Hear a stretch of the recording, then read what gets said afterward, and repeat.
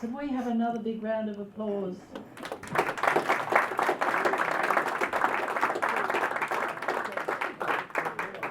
What an amazing story. It never ceases to amaze me, the talent that we have in our town, and I really enjoyed your story, and I'm sure everyone else did too. We now have another wonderful item for you, and I'd ask Tim to come forward and introduce our guest speaker for tonight. Thank you, Tim. Thank you, President Ross. And thank you guys for coming, the Wild Billy Lids. It was great to have you again. And if anybody's looking for something to do on lunchtime on a Thursday, slip down to the Aussie Cafe, because these fellows entertain like that for about an hour and a half every Thursday. And they put out an empty guitar box, and when they leave it's half full of money. It's quite amazing, the people who donate, and not just 20 cents either, but sometimes you'll see $5, $10, $20 thrown in the bucket. So very, very good. Anyway, our guest speaker tonight is Rob Smith. Rob's been here before and is well known to most people, but Rob is an Inverell born and bred, and unfortunately in 1996, when the North West County Council closed down thanks to a government pen, many of the workers from North West County Council either lost their jobs or they transferred, and quite a few of them went to Port Macquarie. And you might remember in those days that was a big hole in the Inverell community. I know at Trinity we lost 40 students just through that, and that's 1.5 classes. So and the other schools would have lost similar amounts. So it made a big hole. But anyway, Rob went down to Port Macquarie and pursued his career in with electricity, and then in recent years he's taken up an interest in video recording. Yeah. And you might recall he was here, and I'm not sure whether we did it on this night or whether Jim showed it, but we saw 3 of his remakes of Mike O'Sullivan's songs. The Rabbit Trappers songs, and Jim Sleeves and Michael did a lot of the video work and putting it together, and Michael was the sort of the technician. And tonight he's come to show us a little production that he's made about Inverell, and I think it obviously includes Tom Roberts by the look of that. No, that's just a test. I'm going to test the sound before I start, yeah. But anyway, yeah. Would you please welcome Rob, and he might explain what he's going to do. I just want to make sure the sound's working properly.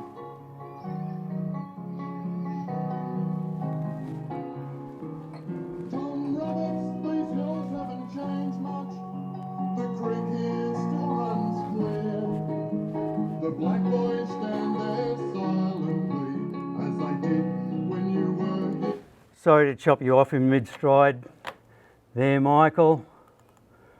It looks like everything's ready to go.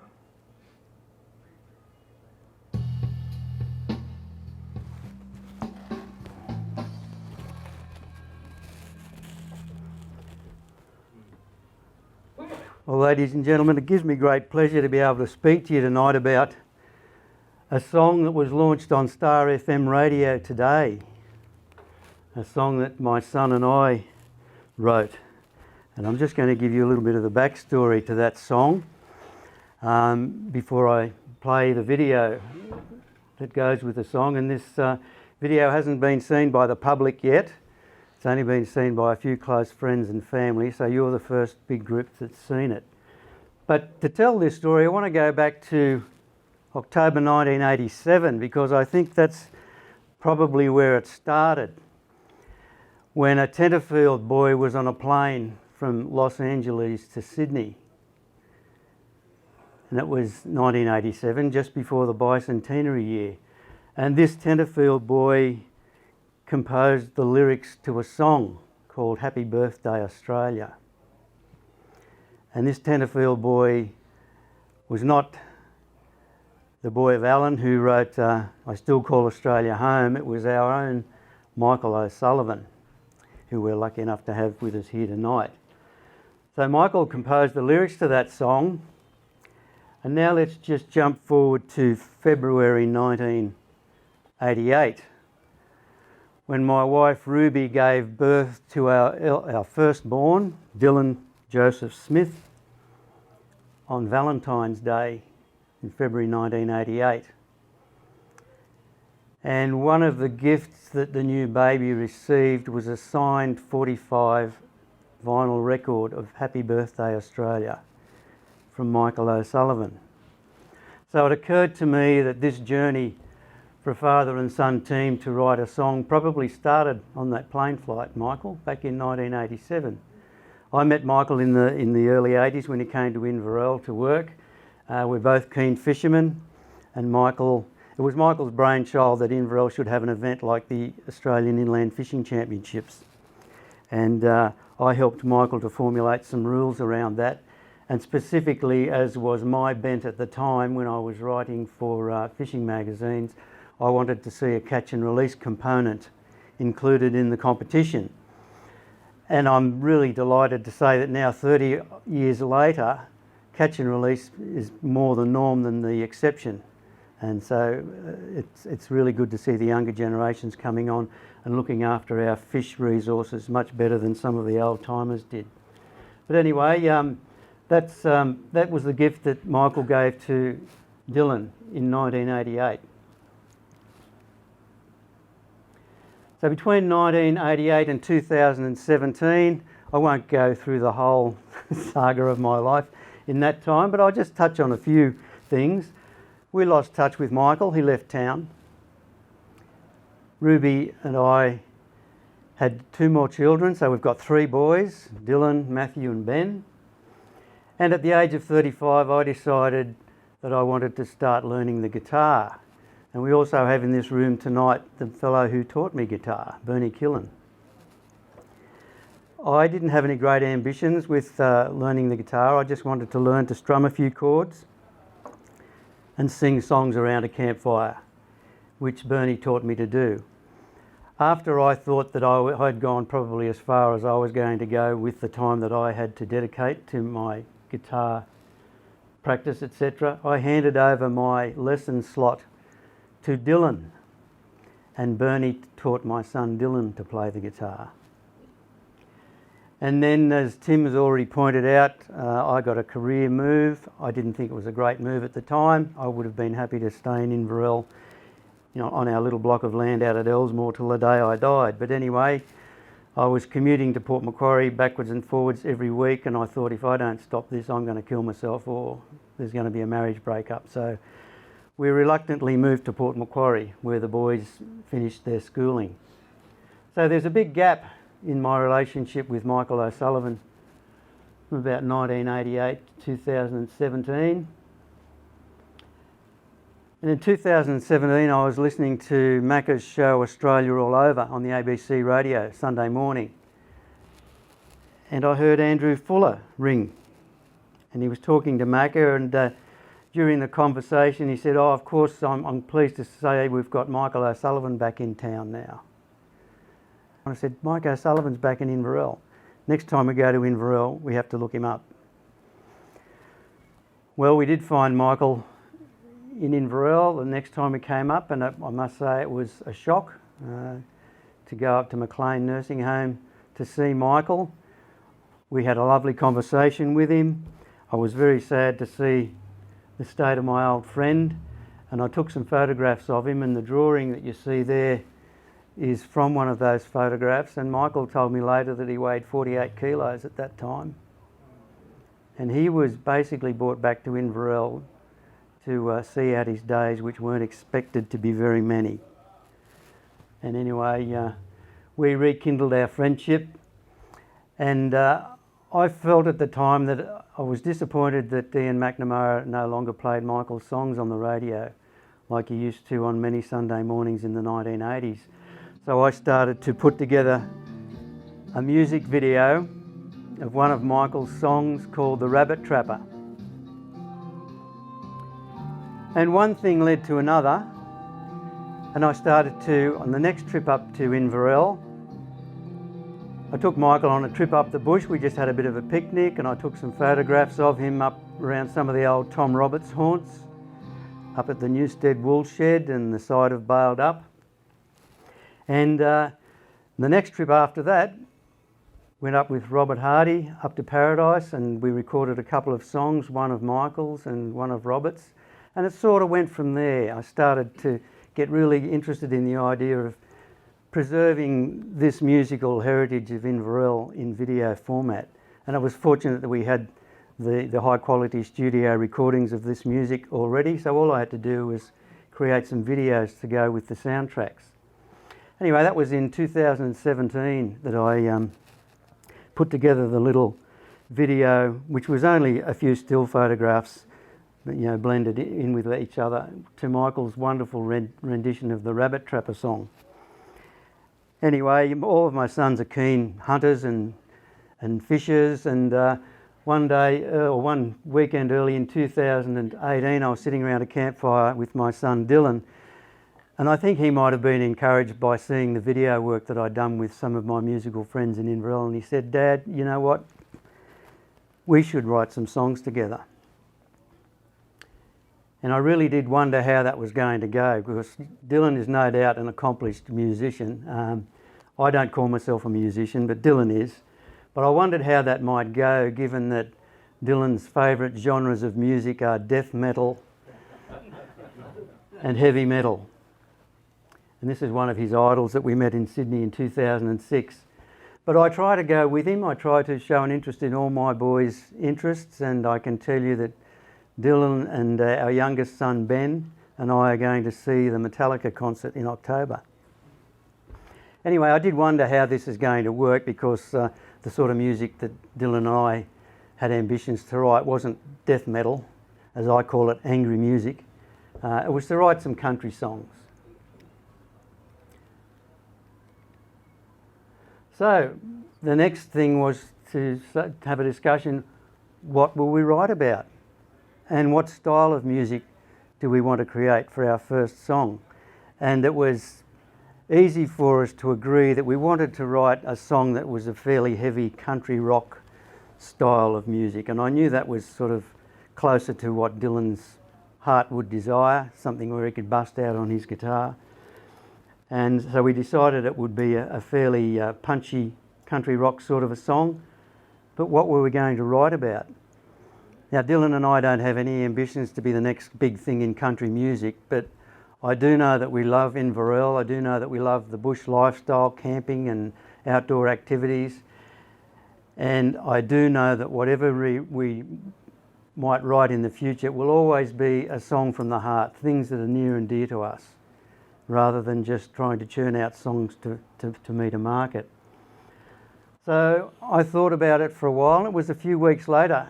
Again, we were around a campfire, and I thought I came up with the idea. I said, let's write a song about Ray. And Dylan said, hell yeah.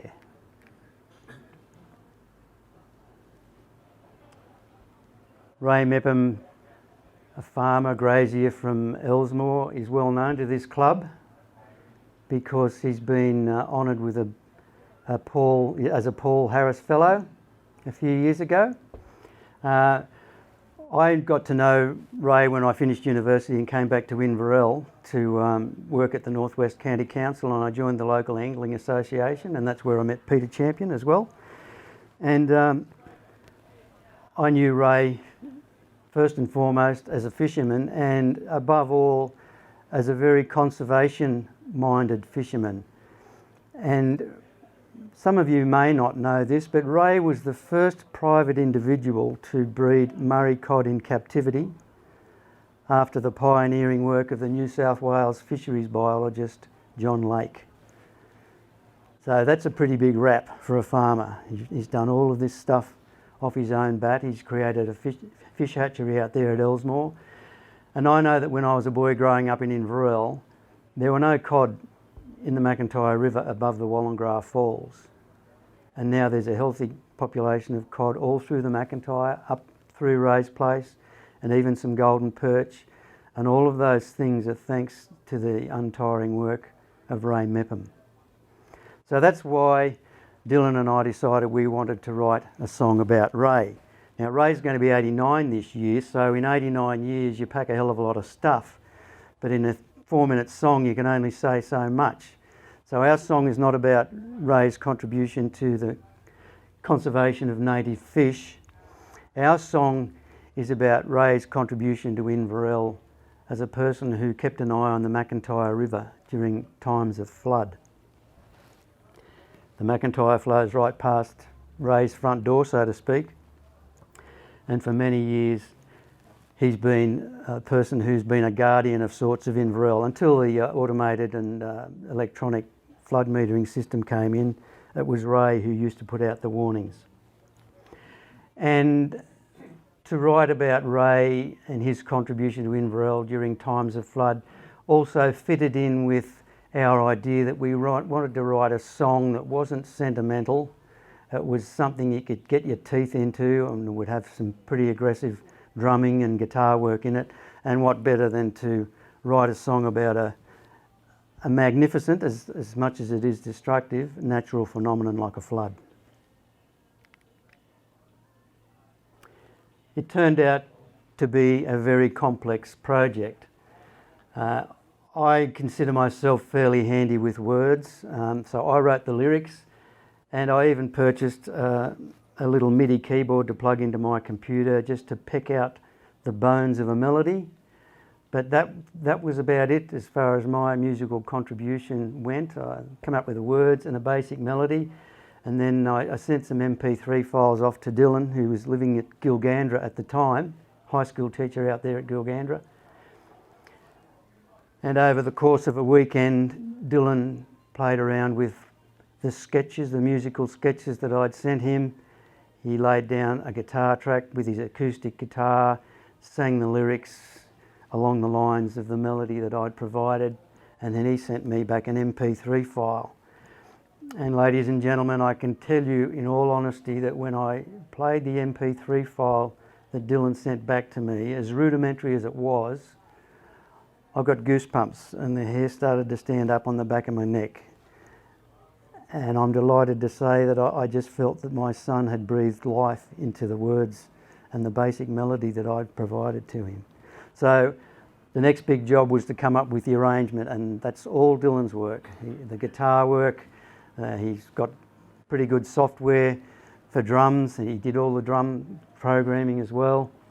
And then we had to get over the hurdle of doing home recording because we don't have access to a studio. Well, I suppose there are studios around Port Macquarie, but this was always going to be a DIY project. So we wanted to see how far or how much of a fist we could make of this job by doing it ourselves. So our first recording sessions vocally, we were in a bedroom in Port Macquarie with mattresses all around the walls to deaden the sound. It was easy for Dylan to lay down the guitar and drum tracks out at Gilgandra because it's all electronic, straight from the instrument through an interface and into the computer. So I had to grapple with the discipline of trying to get good, clean home recording material. And then, as Michael O'Sullivan said, every song that comes out these days has to have a video. So I put the video together. I can say that I'm more than comfortable doing the video and photography work because I've been interested in that stuff since I was 17, and the last 10 years of my working life I spent as a corporate photographer and videographer. So I thought I can do this stuff, I can do the video stuff. Dylan's got the music handled. But the biggest challenge that we faced was doing the mixing of all the audio tracks, 25 drum tracks, 2 rhythm guitar tracks, a few lead guitar tracks, and a violin solo, which I'll talk about in a little while. But that was a whole new discipline to me, learning how to mix all of this stuff, because we didn't want to embarrass ourselves. We wanted to come up with a pretty good result. It was never intended that we were trying to make any money out of this. We just thought, we want to write a few songs from the heart, and we want to be able to be in a position where we can create a good demo of a song, and with a bit of luck there might be an established artist out there who might want to pick up one of our songs one day. So anyway, the biggest challenge that we faced was doing the mixing of all the audio, and I did an online course to learn how to do that stuff, and I spent the next 6 months while learning the course, working on our songs as well as the video. And I only finished it a few weeks ago, and I can tell you there were times when I was in despair that the thing was ever going to work. I had to ask myself some hard questions at times like, Robbie, are you kidding yourself that you think you can do this? Particularly mixing all the audio and the instrument tracks, because it was sounding pretty complicated and ugly and noisy at times, but I just stuck with it, and we're fairly pleased with the result that we've come up with. I think it's good enough to play on the radio, and as I said, we launched it on Star FM today. So anyway, it's called Big Water. It's the first song we've ever written, and I created a documentary about a month ago because I wanted to generate a bit of promotion for the song. And if any of you, when you've got some spare time on the weekend, if you want to go to YouTube and look up the Falconeers, you'll see all the videos I've created in the last month which go through the story of the song, the story about Ray and the various aspects of the production that we had to deal with. There's a little video about Michael O'Sullivan, and it also acknowledges the help of other musical friends in Inverell. Many of them you've heard been entertained by tonight. And there's a video I put together about the lovely Maria with her violin work. Her little contribution has been, I think, such a garnish to the final production. So I think when I press the next one, I'm supposed to go... No, it's not ready yet. I just wanted to give you a little bit of background because there's a lot of stuff goes on this video, and part of that's Rob Smith's problem that he just doesn't know when to stop and keep fiddling and adding things. But anyway, it's a fairly full-on video. I just want to mention a few things that you'll see that mightn't make a lot of sense without some backstory. Ray earned the money to buy the particular block of land that is the McIntyre Gorge by selling rabbit skins. He trapped rabbits as a teenager, and before his 18th birthday he had about £1,000 in the bank, and he used that to pay a deposit to Borthwick, Butler and Yee in Inverell on a block of land called Fuller's Block, which is the McIntyre Gorge. We're very pleased to say that Ray's grandson Daniel has a part in this video. He's the young Ray Mepham, the young rabbit trapper you'll see. Those of you who might have heard us on the radio today heard Ray talk about a RAAF Lincoln bomber that flew up the river from Yetman along the McIntyre and over Inverell and up over Ray's place during the flood of 1955. It had been dispatched from the Amberley Air Base to do a survey of the river to see how settlements along the river were handling the flood. There's a photograph of my father in Evans Street during the aftermath of the 1955 flood. There's the other flood talked about in the song is the 1976 flood, and for me putting together a video about floods during the worst drought in living memory was a bit of a challenge, because I said to Ruby, if it rains in Inverell, this is back in January, and they have a flood, I'm up there with the camera, I need some flood footage. Well, I didn't get any flood footage, as you all know, but we did have a decent fall of rain around Port Macquarie October last year, and there was a decent fresh came down, so I did what they used to do in the old cowboys and Indian movies to make things look like nighttime. I shot some video of the fresh going over the rapids at Port Macquarie and converted it to black and white and gave it a blue tint so it looked like nighttime. So that's simulating the night floods, which were the two most dramatic floods that Ray had a hand in warning Inverell about. And last year Ruby unearthed a videotape that I shot in 1991 of the flood here in Inverell, which incidentally was the last decent flood that went through our town 28 years ago. So I had shot some video of that, and we found a person over in Port Macquarie who could convert that to a computer readable format, and I was able to use some of that footage in our video. And in the video you'll see at one point there's a little boy standing at the fence up at Lake Inverell looking at the water coming over the Lake Inverell spillway. That's Dylan on the right of the screen. And at that point in the video, it's Dylan on the left as a 30-year-old man playing his guitar. So again, I want to acknowledge the help that we've had from musical friends in Inverell, particularly Mike O'Sullivan and all the Billy Lids. Some have had a more practical input than others, particularly Maria with her violin, but every one of them have given us encouragement along the way, which has meant a hell of a lot to me, and it helped me keep going when I was in those times of doubting whether we could pull this off or not. So that's the backstory, and I hope you enjoy the video. Got rid of the water. It took about 3 years to get rid of the smell. That was my story around the fire.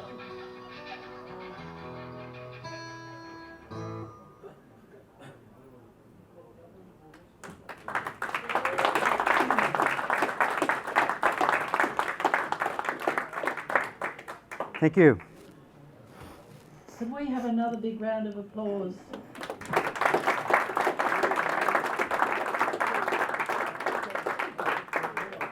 What an amazing story. Just, it never ceases to amaze me, the talent that we have in our town, and I really enjoyed your story, and I'm sure everyone else did too. Peter, would you like to come and move a vote of thanks, please? Well, what a night for me. I've got old music mates here and I've got an old fishing mate here.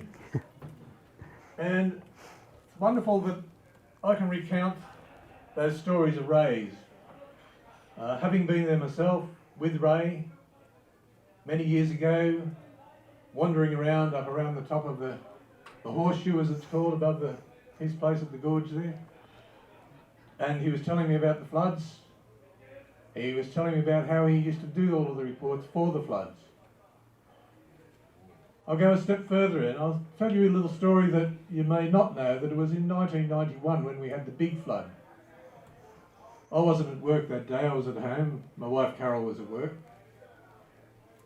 And we knew that something was happening. I was talking to Ray the night before because there'd been a lot of water around and we knew that there was going to be a flood of some sort. And he gave me a reading of it and he said, Kevin will go down in the middle of the night and check it again and see what the story is, and he'll go down a few hours later and then we'll have another look at dawn. So by the time we got to dawn, I rang Ray again. I thought he's going to be up. And he said, well, it's up to the level of the 55 flood. It's going to be up to the level of the 76 flood very shortly. He said, ring me back in about an hour. So I rang him back in about an hour and I said, how's the level going? He said, dunno. And I said, why is that, Ray? He said, I can't see the gauge anymore, it's disappeared. So that's what it was like. And then he said to me, nobody wants to listen to me downstream. And so we got caught very badly. Ray is not just a living legend of Inverell, he's the guardian of our water. Ray is also a great Australian, and it's so good to hear a song written about this man, and it's good to see that an old mate has done that. So, Rob, if I can present this to you. Appreciation from us. Thank you, Peter. Thanks, My pleasure, mate. Thank you. Congratulations, Dylan. Thank you.